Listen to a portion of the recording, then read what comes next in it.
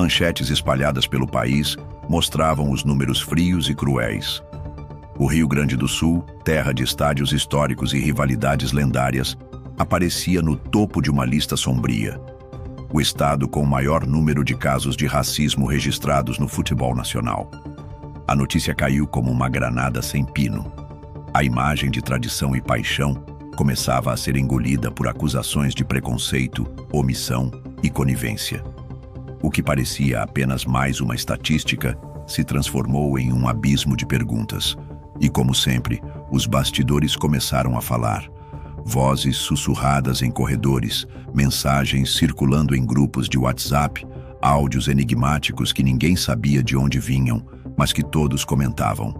De repente, as arquibancadas do Sul já não pareciam apenas palcos de festa, mas redutos de algo muito mais obscuro.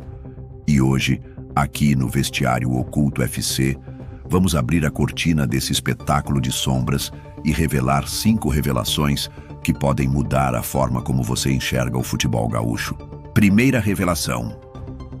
Os números não batem com a realidade mostrada. Fontes ligadas ao Observatório da Discriminação Racial garantem que a CBF possui relatórios internos muito mais extensos do que os divulgados.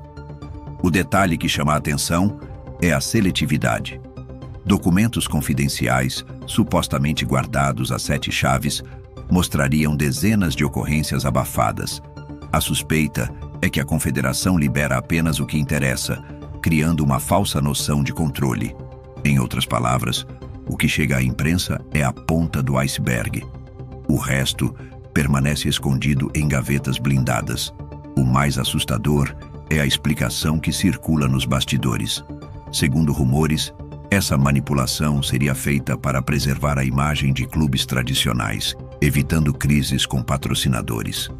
Um suposto dirigente teria confessado em tom de desabafo que não dá para manchar a história dos gigantes do Sul com esse tipo de manchete. Ou seja, não é falta de números, é escolha deliberada do que mostrar e do que enterrar. Segunda revelação.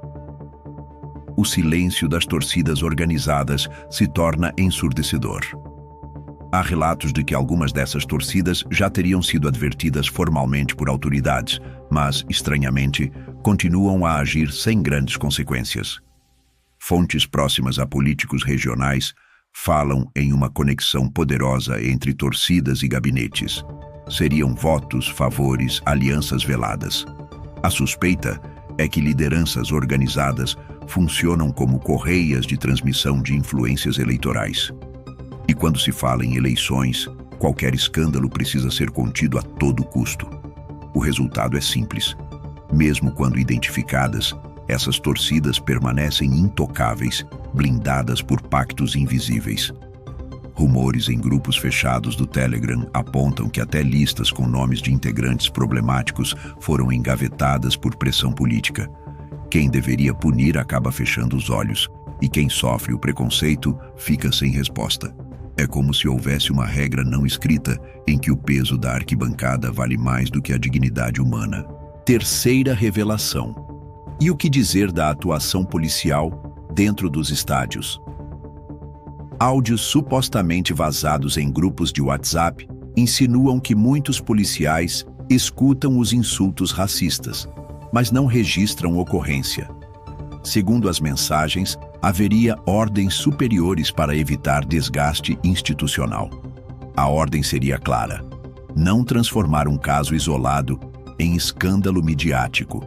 Um ex-agente, que pediu anonimato, teria dito em uma conversa: "A gente finge que não ouviu, porque se registrar dá dor de cabeça até em Brasília." O choque não está apenas na omissão, mas na possível engrenagem de silêncio que envolve todo o aparato de segurança. Afinal, se o policial que está na beira do gramado não age, quem poderá cobrar? Os vídeos que circulam na internet mostram cenas explícitas, mas curiosamente quase nunca resultam em relatórios oficiais. A pergunta que ecoa é cruel. Até onde vai a ordem de silêncio? E quem realmente está por trás dessa blindagem? Esse é apenas o começo. O que já parece absurdo pode se tornar ainda mais perturbador. O próximo bloco vai mostrar até que ponto imprensa, árbitros e até patrocinadores podem estar envolvidos nesse pacto de silêncio que mantém o futebol gaúcho em um pedestal intocado. Quarta revelação.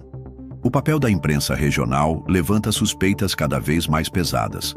Supostamente, jornalistas de veículos locais já teriam recebido orientações diretas para não dar manchetes muito duras sobre o tema. A justificativa seria preservar a imagem do futebol gaúcho no cenário nacional, evitando que os grandes clubes da região fossem vistos como epicentros de intolerância. Um repórter teria confidenciado em off que, quando tentou publicar uma matéria mais incisiva, recebeu um telefonema de um editor dizendo: "Não podemos destruir a marca do futebol gaúcho, escolha palavras mais suaves." A frase ecoa como um lembrete sombrio de que, muitas vezes, a verdade é moldada não pelo que acontece dentro dos estádios, mas pelo que convém ser publicado. O mais assustador é que essa pressão não se limitaria às redações. Há rumores de que árbitros também estariam sendo instruídos a registrar de forma branda os episódios de racismo nas súmulas. Em vez de usar termos diretos e incontestáveis, preferem recorrer a frases genéricas como provocação das arquibancadas ou clima hostil. O objetivo seria um só: evitar que os processos ganhem repercussão e cheguem aos tribunais esportivos, onde poderiam gerar punições duras. Assim, a engrenagem da omissão se fecha com perfeição, protegendo marcas, patrocinadores e dirigentes. A pergunta que surge é perturbadora. Estariam jornalistas e árbitros, que deveriam ser agentes de transparência, sendo parte ativa de um sistema que mascara a realidade? Quinta revelação. Embora não exista confirmação oficial, a percepção que cresce é perturbadora. O Rio Grande do Sul teria se transformado em um epicentro silencioso, onde o racismo é sistematicamente encoberto em nome da tradição. Supostamente, reuniões a portas fechadas entre dirigentes e políticos serviriam para alinhar discursos e garantir que os escândalos não vazem. Nos bastidores, circula a ideia de que proteger a reputação dos clubes históricos vale mais do que a transparência. Isso explicaria por que tantos casos acabam esquecidos, abafados ou minimizados.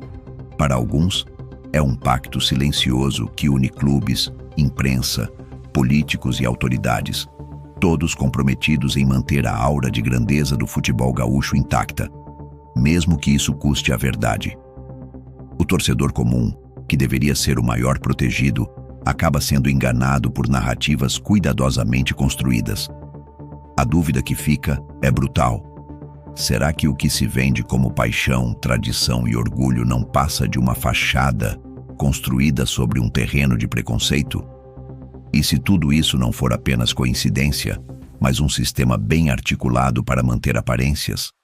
Nesse caso, o problema seria muito mais profundo do que imaginamos. O que parece apenas um jogo de futebol se transformaria em um palco de manipulações silenciosas, onde cada fala, cada silêncio e cada manchete são peças calculadas. E agora eu pergunto a você: até que ponto essas revelações fazem sentido? Será que estamos diante de um dos maiores pactos de silêncio do futebol brasileiro? A sua opinião é fundamental para ampliar esse debate. Deixe nos comentários o que você pensa. Inscreva-se no canal, ative o sino das notificações e deixe o like para fortalecer nossa comunidade.